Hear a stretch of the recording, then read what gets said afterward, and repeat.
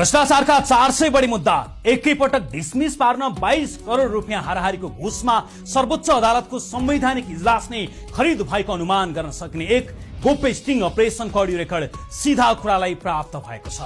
प्रस्तुत छ the dark file. यो मुद्दा संवैधानिक इजलासमा पुगेको छ। अब उहाँ श्रीमानहरू यही हुनुहुन्छ। घडी कृति छ। उहाँ चाहिँ अन्नपूर्णको अध्यक्ष रामेश्वर थापा हुनुहुन्छ। कान्तिपुरको अध्यक्ष कैलाश केवलिया हुनुहुन्छ। कैलाश सरले सबै कुरा मिलाइसक्नु भएको छ। 8 गते मुद्दा हार्नुहुन्छ। अब हामीले एकजना प्रतिवादीबाट 4 लाख रुपियाँ पैसा लिएको छ। तपाईँलाई त्यसबाट सुन्नु होला। अब कैलाश सरले बोलेपछि न्यायाधीशहरूले पनि कुरा काट्नुहुन्न। हजुर सर। लगभग फैसला हेर्दै जान्छ। 8 गते अब मुद्दा हार्छ।